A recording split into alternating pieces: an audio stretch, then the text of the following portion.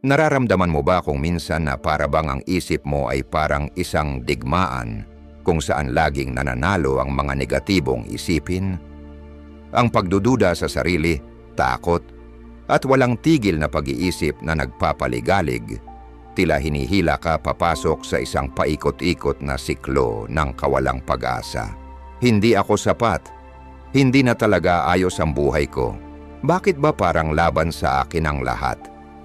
Palala ng palala ang mga bulong na ito, kaya nararamdaman mong maliit at walang laban ka. Mahirap, di ba? Pero kahit sa pinakamadilim na araw, may liwanag na naghihintay na madiskubre.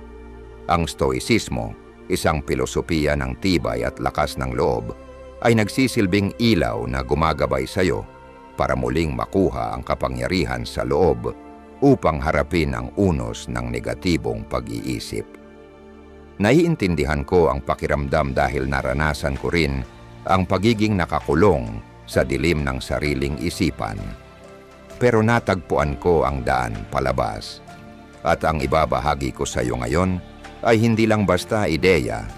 Ito ay mga aral na hinubog ng aking sariling karanasan. Kaya hinihikayat kitang tumutok ng mabuti. Huwag hayaang may makagambala sa iyo. Bawat hakbang ng paglalakbay na ito ay susi para muling matuklasan ang kapayapaan at lakas na nasa kailaliman ng iyong puso. Samahan mo ako dahil narito na ang mga sagot na matagal mo nang hinahanap. Unang-una, alamin natin kung paano talaga gumagana ang ating isipan. Sa paglalakbay para mahanap ang kapayapaan sa gitna ng mga negatibong iniisip, hindi ang labanan ito ang unang hakbang, kundi ang unawain kung paano tunay na kumikilos ang isip mo. Ayon sa stoicismo, ang isip ng tao ay parang isang napakakapangyarihang supercomputer. Pinoproseso nito ang bawat impormasyon na pinapakain mo rito, mga alaala, damdamin, at mga iniisip. Pero sa kasamaang palad, wala itong delete button. Kapag sinubukan mong burahin ang isang negatibong isipin, hindi mo talaga ito natatanggal. Sa halip, lalo mo pa itong pinalalakas, kaya nasasakop nito ang mental na espasyo mo. Isipin mo ito. Kapag sinabi mo sa sarili mo, huwag mong isipin ang pink na elepante, ano ang unang pumapasok sa isip mo? Siyempre, yung pink na elepante, klaro, buhay. At mas malalim pa sa iyong isipan kaysa dati. Hindi ito ang unang hakbang patungo sa kalayaan. Itinuturo ng stoicismo na ang tunay na kaligayahan ay hindi nangangahulugang wala kang negatibong isipin, kundi ito ay ang kakayahang unawain at pangasiwaan ang mga iyon. Kapag naintindihan mo ito, handa ka nang pasukin ang mas malalalim na aral ng stoicismo kung saan naroroon ang tunay na kapayapaan. Kaya tanungin mo ang sarili mo, handa ka na bang harapin ang iyong sariling isipan? Huwag mag-alala kung hindi ka pa sigurado. Ang mahalaga ay nagsimula ka na. Ang pag-unawa sa isip ang pundasyon ng anumang makabuluhang pagbabago. Pangalawa, bakit hindi mo dapat supilin ang mga negatibong iniisip? Ang pagsupil sa negatibong isipin ay parang pagtatangkang pigilan ang mabilis na agos ng ilog. Maaring pansamantala mo itong mapigilan, pero habang mas pinipilit mo, mas tumitindi ang presyon. Sa huli, babagsak din ito at bibaha ka ng malakas at magulong emosyon. Hindi tinuturo ng stoicismo na iwasan ang mga bagay na nagdudulot ng sakit. Sa halip, pinapaalala nito na ang pagharap sa katotohanan, kahit gaano pa ito kahirap, ang tanging paraan para makuha muli ang kontrol sa ating isipan. Hindi kaaway ang mga negatibong iniisip mo. Sila ay mga palatandaan.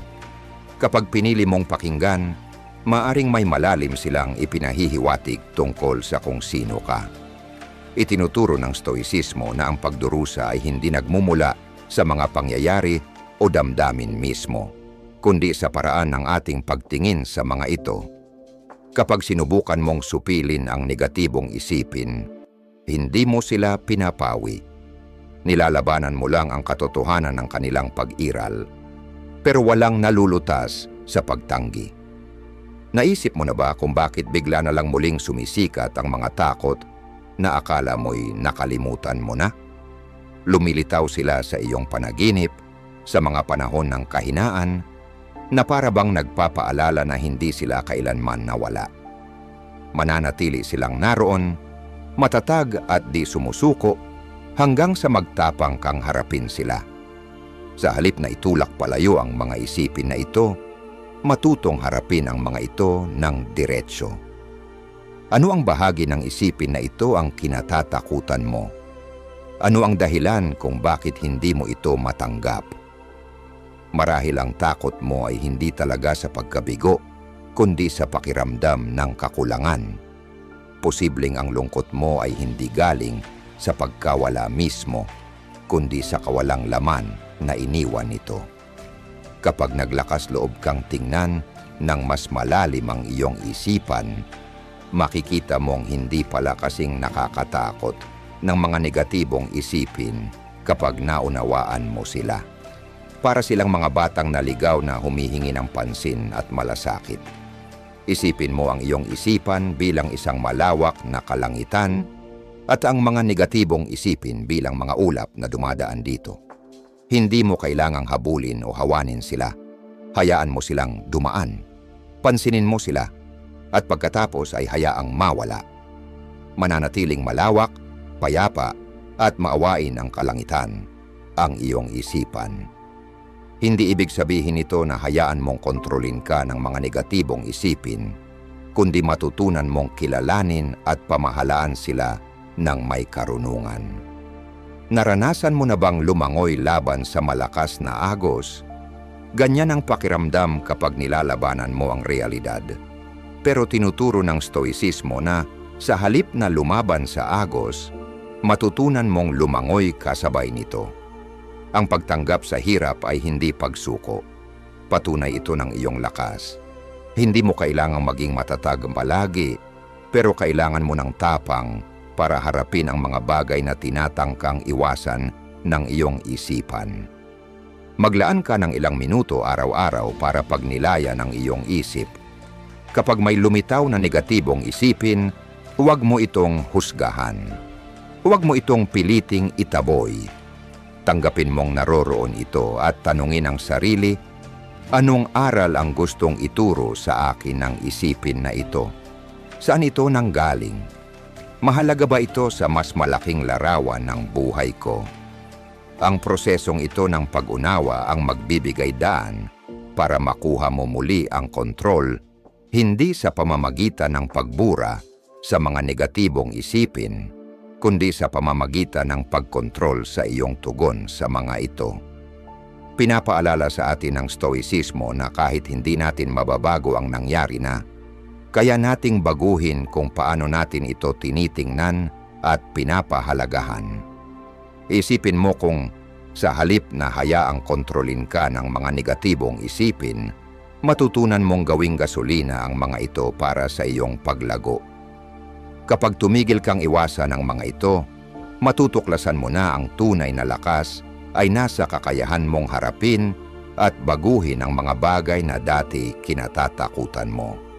Kaya, ano ang pipiliin mo ngayon? Patuloy ka bang tatakbo o tatapangin mong harapin ang iyong sarili? Hahayaan mo bang lamunin ka ng pangamba o lilinisin mo ang isip para matagpuan ang kapayapaan? Nasa iyong mga kamay ang sagot. Ikaw lang ang makapagpapasya kung magiging biktima ka ng iyong mga iniisip o magiging tagapangasiwa ng iyong isip. Pero ang paglalakbay sa mastery ng isip ay hindi nagtatapos sa pagharap sa negatibong isipin. Minsan ang susi ay hindi ang paglaban o pagsupil, kundi ang pag-urong sandali at pagmasid sa iyong isip ng malayo, walang pakialam sa unos ng emosyon. Ano kaya ang makikita mo kung titingnan mo ang iyong mga iniisip bilang isang tagamasid na walang kinikilingan? Tuklasin natin ang susunod na hakbang at alamin ang kapangyarihan ng pagiging kalmado at patas na tagamasid ng iyong sariling isip. Pangatlo, lumayo at panoorin ang iyong mga isipin na parang dayuhan. Kapag nahuhulog tayo sa bagyong dala ng mga negatibong iniisip, madalas nating nakakalimutang hindi tayo hinuhubog ng mga kwentong ginagawa ng ating isipan. Itinuturo ng pilosopiyang Stoic na para makalaya sa paulit-ulit na siklo, kailangang lumayo muna tayo at pagmasdan ang ating isipan na parang tagalabas. Sa halip na husgahan o labanan ito, lapitan ang mga iniisip ng may kalmadong pag-unawa. Hindi ito pagtakas sa realidad, ito ay paggising sa katotohanan kung sino ka talaga. Isang matatag at dinatitinag na presensya na lampas sa pansamantalang pagdaan ng kahit anong iniisip. Sinulat ni Marcus Aurelius, makinig ng mabuti sa mga usapan at sa mga sumunod na kilos. Sa kilos, agad hanapin ang layunin. Sa salita, pakinggan ng mabuti ang mga palatandaan. Paalala ito na maging mapagmatiyag tayo sa ating isipan, sa mga nililikha nito, mga iniisip, at ang epekto ng mga ito. Kapag may lumitaw na negatibong iniisip, huwag agad lulunod sa emosyon na dala nito. Sa halip, huminto sandali at itanong sa sarili, saan ito nanggaling? Saan ako nito gustong dalhin? Nakakatulong ba ito o nakasasama? Ang pag-oobserba na ito ang magpapanatili sa iyo sa tamang landas, iniiwasan ang pagbaha ng nakaka-overwhelm na damdamin. Isipin mo ang iyong isip bilang isang ilog na may iba't ibang sanga, mga iniisip, damdamin, at reaksyon sa paligid mo. May mga sanga na malinaw at payapa, may mga mahirap at malabo. Kapag nakatayo ka sa pampang at pinapanood mo lang ang daloy, mapapansin mong hindi ikaw ang tubig, kundi ang tagamasid sa tabing ilog. Ang kamalayang ito ang nagbibigay ng mahalagang distansya sa pagitan mo at ng mga iniisip mo, isang espasyong may kapayapaan. Si Albert Ellis, isang tagapagtatag ng cognitive behavioral therapy, ay ginamit ang ideyang ito para baguhin ang buhay ng milyon-milyon. Tinuruan niya na kapag natutunan mong obserbahan at suriin ang iyong mga iniisip, maaari mong tuklasin at putulin ang mga negatibong gawi na tahimik na kumokontrol sa iyong buhay. Ang kanyang mga aral, na hango sa pilosopiyang Stoic, ay nagpapaalala na ang tunay na pagbabago ay hindi nagmumula sa pagpigil sa isipan na mag-isip, kundi sa pagtingin sa mga iniisip bilang pansamantalang pangyayari lamang. Higit sa lahat, labanan ang pagnanais na lagyan ng label ang iyong mga isipin o damdamin bilang mabuti o masama. Ang isang masamang araw ay hindi nangangahulugan ng masamang buhay.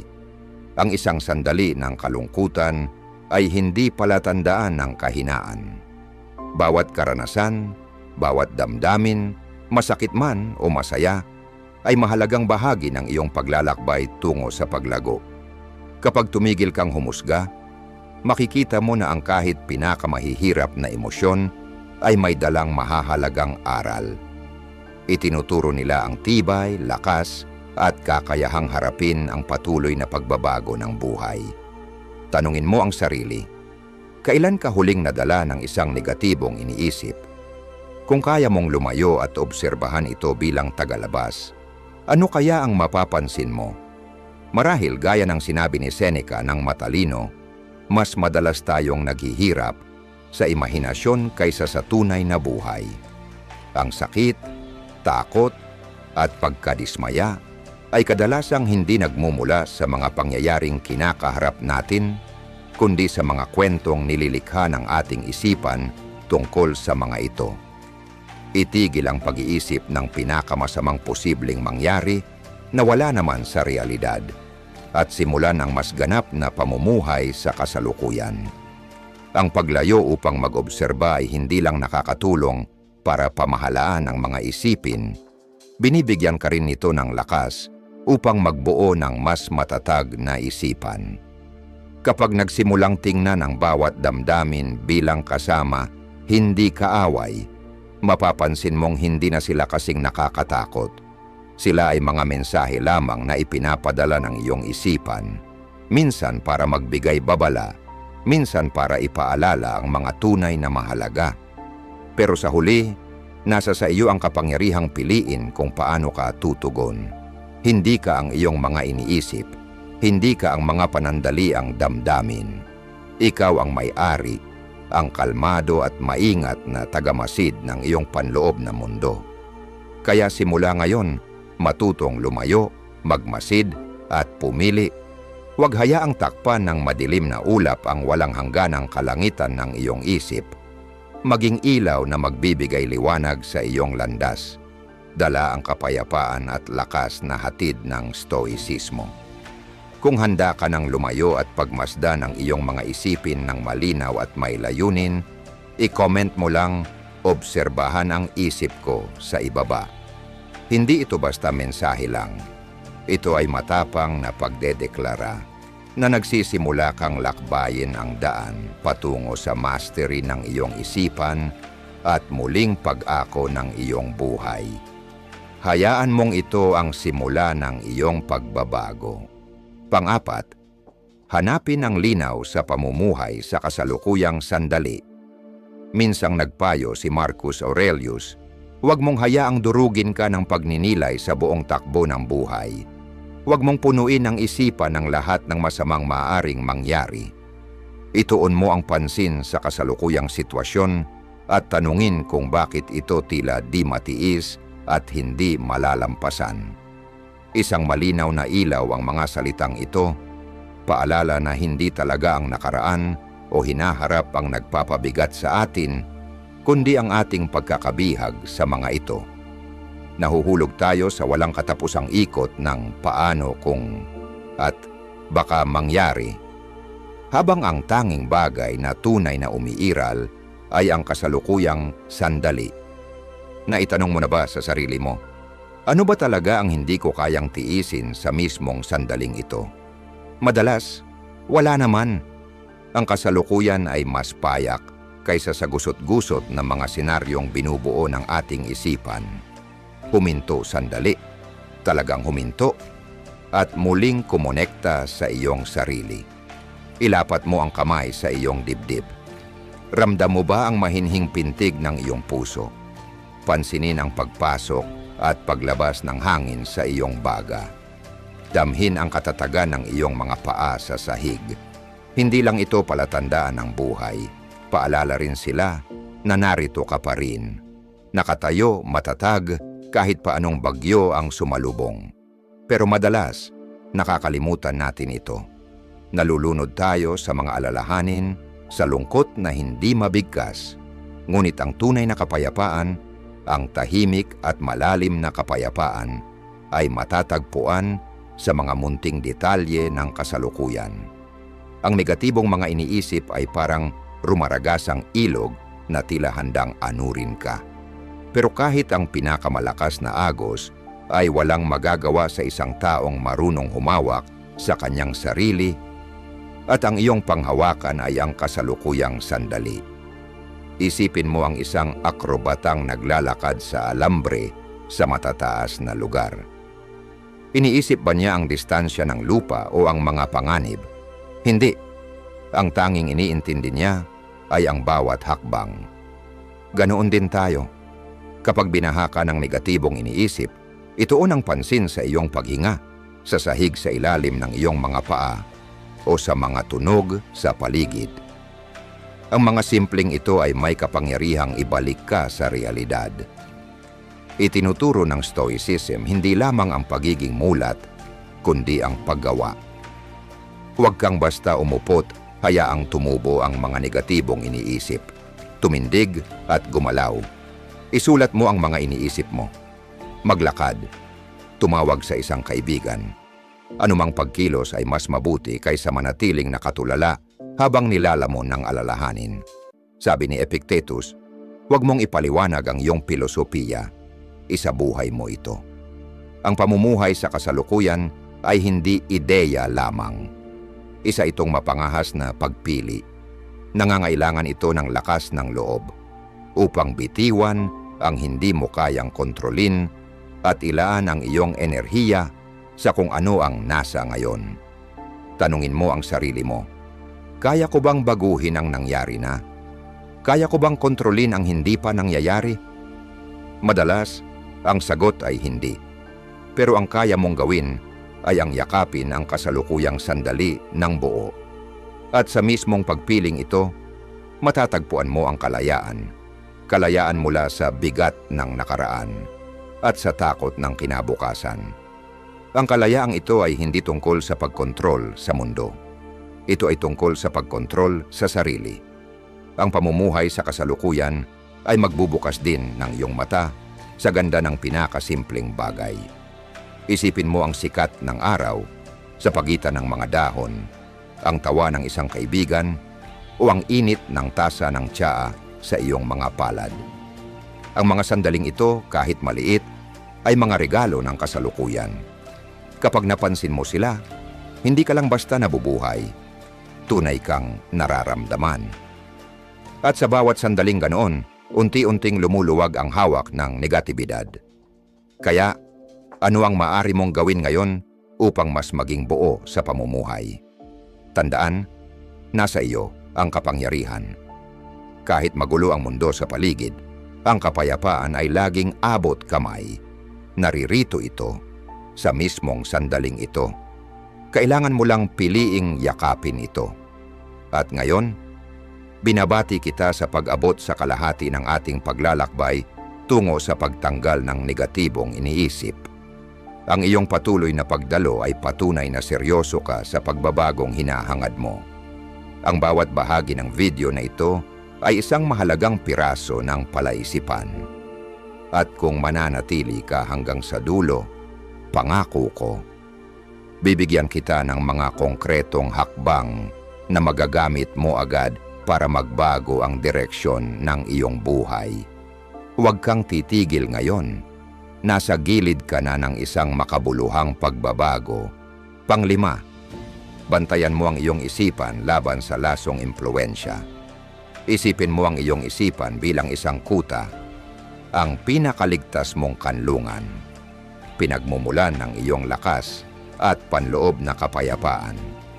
Ngunit ano ang mangyayari kung hindi mo ito babantayan? Kung iiwan mong bukas ang mga tarangkahan nito sa bawat panlabas na impluwensya, mananatili pa kaya itong buo at ligtas? Araw-araw, napapalibutan tayo ng mga alon ng negatibidad, nakakagulat na mga balita, masasakit na salita, walang saysay na pagtatalo. Ngunit sa kabila nito, nasa iyo ang kapangyarihang pumili. Hindi ka isang walang laban na biktima ng mga puwersang ito. Tandaan mo, drama, kaguluhan, takot, pamamanhid, at pagpapasailalim. Bawat araw unti-unti nilang winawasak ang iyong mga prinsipyo tuwing pinapapasok mo sila sa iyong isipan nang hindi mo namamalayan. Naranasan mo na bang para bang inatake ng hindi kaaya-ayang iniisip ang iyong isipan? Isang mapanirang komento, masamang balita, malungkot na kwento, tahimik silang pumapasok, nag-uugat, at dahan-dahang ginagawang bilanggo ang sarili mong kalooban. Pero isipin mo ito, hindi mo kailangang imbitahan sila. Kung may kumatok na hindi imbitadong bisita, papapasukin mo ba siya at pakakainin? Siyempre hindi. Kaya bakit mo hinahayaang salakayin ng negatibong impluwensya ang iyong isipan? Ang pagbabantay sa iyong isipan ay hindi nangangahulugang itinataboy mo ang bawat panlabas na bagay. Imposible iyon. Ang tunay na layunin ay pumili kung paano ka tutugon. Kapag hinarap mo ang galit o mapanakit na salita, huminto sandali at itanong sa sarili, sulit ba ito ng aking oras at lakas? Makakatulong ba ito sa aking paglago? Minsan ang katahimikan at ang hindi pagpatol ang pinakamakapangyarihang depensa. Isipin mong muli, ang iyong isipan ay parang salamin. Huwag mong hayaang ang mga bagay na hindi nakakatulong ay mag-iwan ng mantsa. Itinuro ni Marcus Aurelius na walang puwersang makakapasok sa iyong isipan maliban na lamang kung papayagan mo ito. Ikaw ang tagapagbantay. Ngunit ang papel na ito ay nangangailangan ng pagkamulat at intensyon. Isipin mong nakaupo ka sa isang silid na puno ng ingay, puro reklamo, negatibong pananaw, at walang katapusang pagtatalo. Sa halip na lamunin ng kaguluhan, humakbang ka palayo, huminga ng malalim, at ipaalala sa iyong sarili, ako ang may kapangyarihan na pumili. May kapangyarihan akong huwag pansinin ang hindi nakakatulong. May kapangyarihan akong ituon ang pansin sa kapayapaang nasa loob ko. Paano ito maisasabuhay? Magsimula sa pamamagitan ng pagiging mapanuri sa mga pinapakain mo sa iyong isipan araw-araw. Ang mga content na pinapanood mo, mga usapang sinasalihan mo, mga taong pinipiling isama sa buhay. Lahat ng ito ay bumubuo ng iyong mentalidad. Piliin sila tulad ng pagpili mo ng masustansyang pagkain para sa iyong katawan. Huwag mong hayaan ang mental junk food ang magpalabo sa iyong isip o magpahina sa iyong kalooban.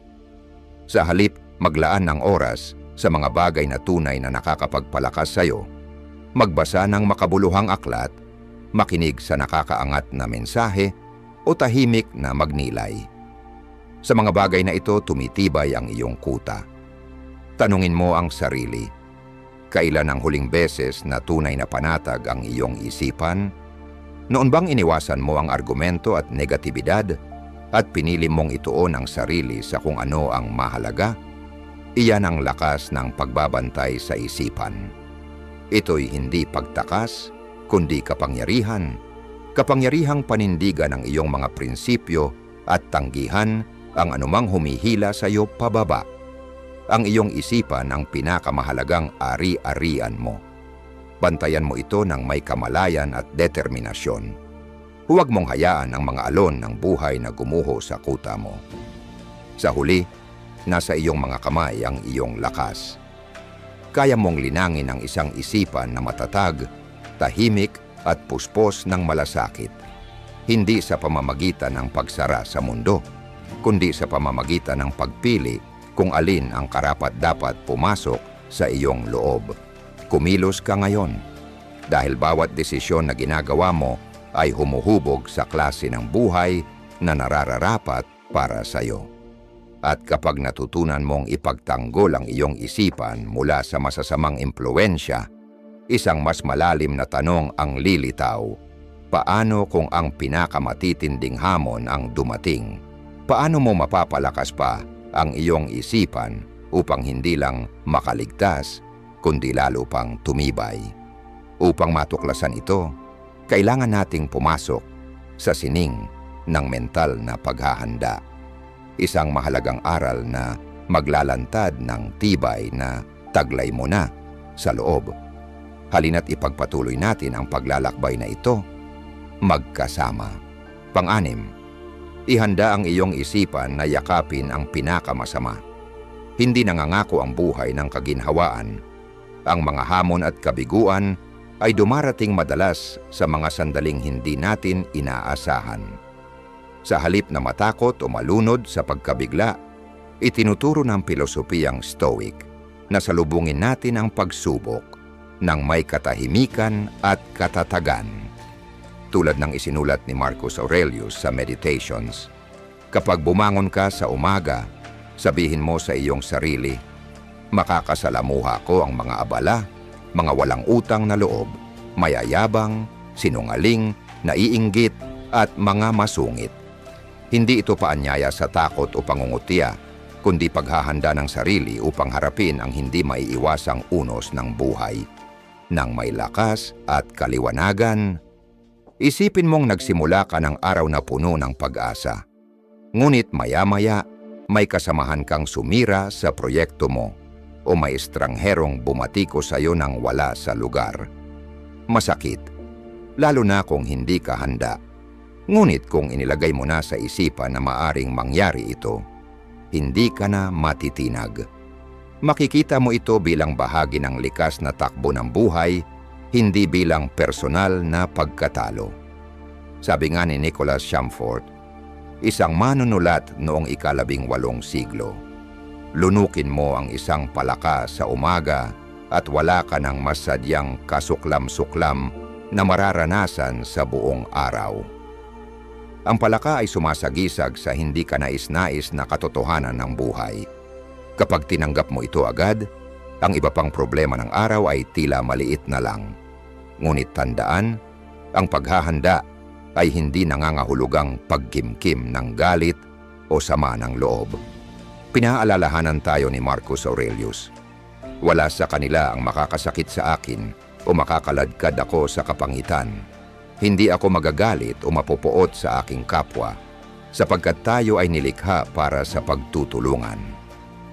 Ang mga taong bastos o makasarili ay madalas hindi pa mulat sa tama, at hindi nila tayo kayang sirain, maliban na lang kung papayagan natin ito.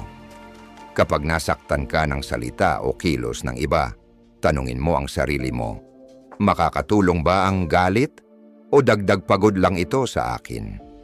Ipinapayo ng Stoicism na tugunan natin ang bawat pagsubok ng may malinaw na isip at makabuluhang kilos.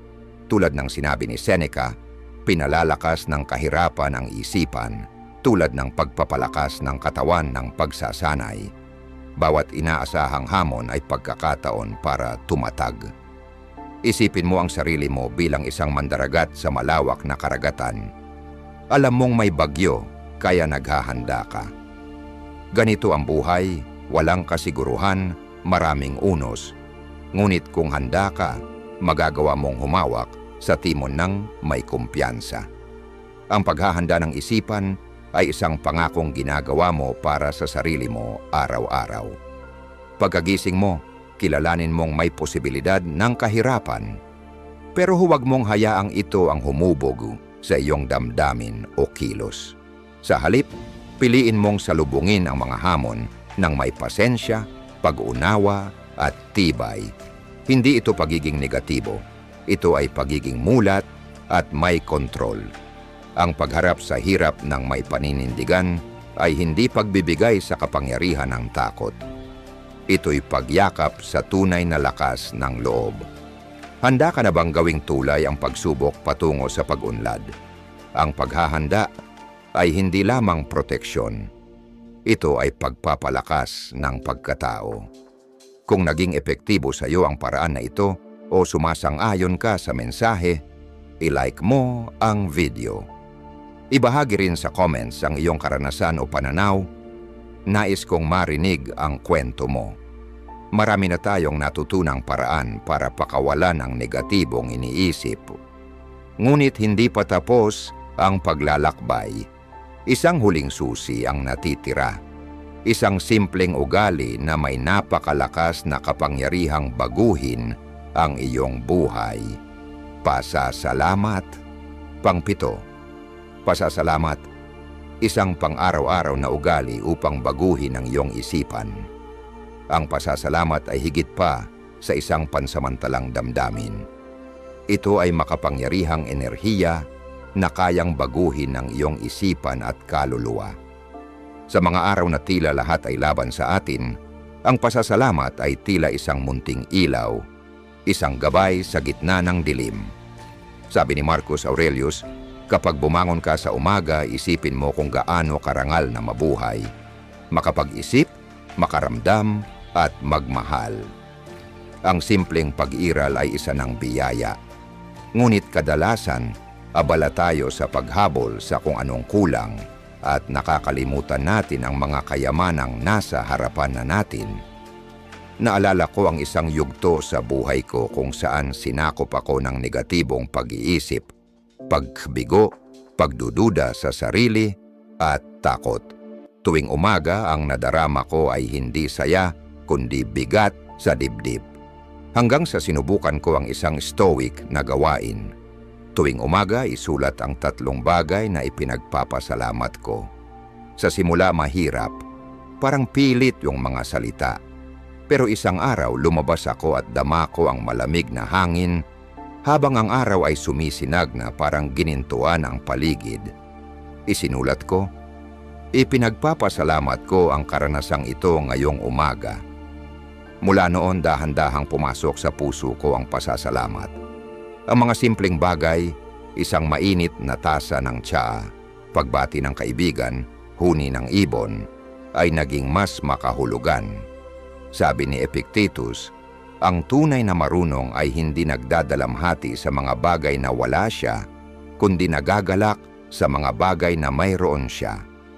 Ang pasasalamat ay hindi lamang nagbabago ng ating focus.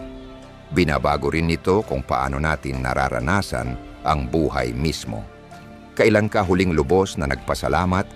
Hindi lang thank you sa dila, kundi mula sa puso. Baka ito'y para sa isang malaking biyaya o simpleng ngiti ng mahal mo sa buhay. Kung hindi mo maalala, huwag kang mag-alala. Sa bilis ng mundo, madali talagang makalimot. Ngunit tandaan mo, ang pasasalamat ay isang gawain, hindi lamang damdamin. Gawin itong bahagi ng araw mo. Isulat mo bawat araw ang mga bagay na ipinagpapasalamat mo, maliit man o malaki. Lahat yon ay mahalaga. Naalala ko noon na tila bumagsak ang lahat sa trabaho. Wala akong kontrol. Ngunit ng gabing iyon, isinulat ko. Ipinagpapasalamat ko ang pagkakataong magtrabaho kahit mahirap. Bigla kong nakita ang problema bilang pagsubok na nagtuturo, hindi kaaway na nagpapabagsak. Simulan mo ngayon. Kumuha ka ng papel. Isulat ang 3 bagay na ipinagpapasalamat mo. Kahit ito lang mismong sandaling ito. Hindi kailangang enggrande. Minsan ang pinakapasimpleng pasasalamat ang may pinakamalalim na epekto. Handa ka na bang baguhin ang iyong pananaw? Isang maliit na kilos ng pasasalamat ay maaring magdala ng malaking pagbabago. Hindi mo kailangang maghintay ng milagro. Simulan mo sa kung anong meron ka na. Hindi matatalo ng negatibong iniisip ang isang pusong marunong magpasalamat. Sa tulong ng Stoicism, maaari mong bawiin ang kapayapaan ng iyong isipan at buuin muli ang isang mas malayang sarili. Ikaw ang may kapangyarihan. At bawat hakbang, gaano man kaliit, ay papalapit sa buhay na ninanais mo. Isang buhay ng kalayaan, lakas, at pasasalamat. Nasa hangganan ka na ng pagbabago. Kapag kumilos ka, hindi mo lang binabago ang iniisip mo. Binubuo mo ang bagong kwento ng iyong buhay.